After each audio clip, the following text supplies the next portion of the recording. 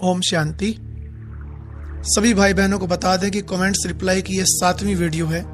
इससे पहले की 6 वीडियो अगर आप सुनना चाहते हैं तो आज उन सभी का लिंक नीचे कमेंट सेक्शन में और डिस्क्रिप्शन बॉक्स में डाला गया है। सुनते हैं आज का पहला कमेंट। अंजू बहन का कमेंट आया है, मेरे युगल ज्ञान में नहीं चलते, मुझे भी मना करते हैं। मुझे यह जानना है कि अमृत वेला करने से क्या वो मेरा सहयोग करने लगेंगे और क्या अमृत वेला योग में स्नान करना जरूरी है। अंजू बहन, अमृत वेला संगम युग का वो जादुई चिराग है जिसका प्रयोग करके आप अपने जीवन में जो चाहे प्राप्त कर सकते हो। रही बात अमृत वेला स्नान करने की कि करें या ना करें, देखिए, अगर आपसे कोई अपवित्रता का या अस्वच्छता का कार्य होता है तो स्नान जरूर करना चाहिए। जैसे किसी भाई बहन की अगर पवित्रता की धारणा नहीं है, अर्थात जो ब्रह्मचर्य का पालन नहीं करते, तो उनको स्नान जरूर करना चाहिए। दूसरी बात, बाबा मुरली में कई बार कहते हैं कि अगर आप पाखाने जाते हो तो वो कार्य भी अस्वच्छता में आता है। इसलिए इन दोनों स्थितियों में स्नान करना और ड्रेस को बदलना बहुत जरूरी हो जाता है। बाकी जो धारणा मूर्त भाई बहने हैं उनके लिए तो स्वेच्छा की बात है, वो स्नान करें या ना करें, पर अमृत वेले में नींद ना आए उन्हें ये प्रयास जरूर करना चाहिए। इसके लिए हल्का गर्म पानी पिएं, ब्रश आदि करें। लेकिन जिनकी नींद इन सब प्रयासों के बाद भी नहीं भागती और अमृत वेले का पूरा आनंद भी वो लेना चाहते हैं, तो एक काम करें, सुबह उठते ही कुछ दिन ग्रीन टी ले सकते हैं। फिर तो आप 100% नींद मुक्त होकर अमृत वेले का पूरा आनंद ले सकते हैं।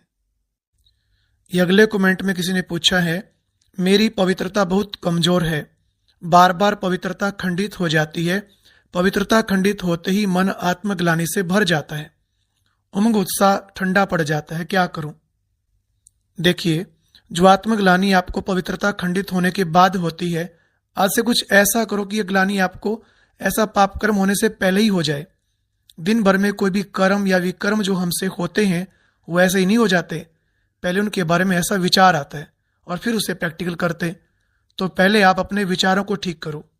उसके लिए वो सारी बातें स्मृति में रखो जो बाबा ने मुरलियों में सुनाया है। जैसे विकार में गए तो 5 मंजिल से गिर जाएंगे, हडगुड टूट जाएंगे, की कमाई चट हो जाएगी, आदि आदि। और बार बार धर्मराज की सजाओं को भी याद करो। ऐसी गलती होने पर खुद को कोई छोटी मोटी सजा जरूर दो, जैसे एक दिन भोजन नहीं खाना, 1 घंटे तक खड़े रहकर बाबा को याद करना, या कुछ और जो भी आपको उचित लगे। रोज रात को 30 मिनट योग करके और सारा दिन का चार्ट देकर ही सोना चाहिए। दिन में कुछ सेवा भी जरूर करो और अमृत वेला तो किसी भी हालत में मिस नहीं होना चाहिए। ये सब बातें नोट करके आज से इनको अप्लाई करो, ये बातें आपकी मदद करेंगी। यह अगला कमेंट किसी टीचर का आया है। पूछते हैं, बच्चों को मारना राइट है कि रॉन्ग है, जरूर बताओ। बहन जी या भाई जी, आप जो भी हैं, शायद आप भूल गए हैं कि आपका भी कोई टीचर है। हम सभी प्यारे शिव बाबा के स्टूडेंट हैं। अब पहले आप मुझे ये बताइए कि आपके टीचर शिव बाबा ने कभी आपको डांट लगाई? हम भले सारा दिन कितनी भी गलतियां करें, लेकिन अगले दिन मुरली में बाबा हमें मीठे बच्चे, प्यारे बच्चे ही कहते। जब आपका टीचर आपको डांट तक नहीं लगाता तो आप किसी की पिटाई करने की कैसे सोच सकते हो। हमें हर बात में अब बाबा को फॉलो करना चाहिए।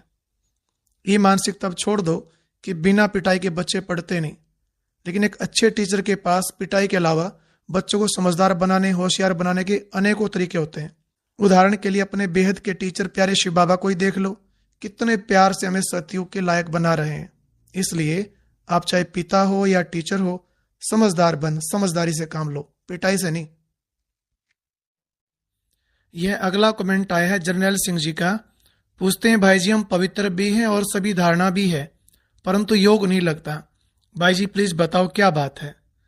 जर्नैल भाई, पिछले 63 जन्मों में मनुष्य आत्माओं से बहुत पाप कर्म हुए हैं, पता नहीं कितनों को दुख पहुंचाया है, किस किस से बददुआ ली है।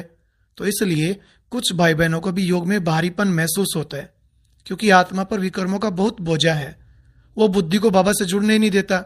किसी को सिर दर्द होता, किसी का मन भटकता, तो कोई का व्यर्थ अधिक चलता। ऐसी स्थिति में समझ लेना चाहिए कि जरूर पूर्व जन्मों में हमने मन, वचन या कर्म से बहुतों को दुख पहुंचाया है। तो अभी क्या करें, क्योंकि हमें तो पता नहीं वो कौन आत्माएं हैं जिनको हमने कष्ट दिया है। इसलिए अब ऐसा कर सकते हैं, रोज अमृत वेले के समय सारे संसार की जीवात्माओं से माफी मांगे।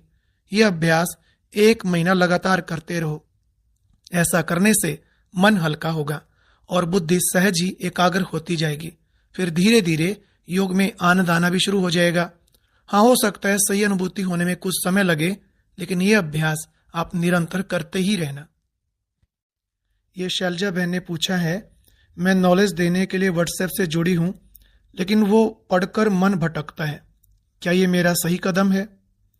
शैलजा बहन, जो सेवा हमारी स्थिति को कमजोर करे वो सेवा ना ही करें तो बेहतर रहेगा।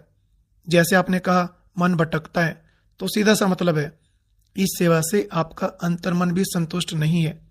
आपने 29 अक्टूबर की मुरली के वरदान में तो सुना ही होगा, बाबा ने क्या कहा, जिस सेवा से आपको खुद भी संतुष्टता नहीं मिल रही उसे छोड़ दो। आप मनन चिंतन करके कोई और ऐसी सेवा की युक्ति निकालो जिससे आपकी स्थिति भी मजबूत बने और दूसरों का भी कल्याण होता रहे। वही सच्ची सेवा है। ये आगे किसी बहन ने पूछा है कि आप कमर दर्द पर कमेंट्री बनाओ, स्लिप डिस्क प्रॉब्लम ठीक हो रही है।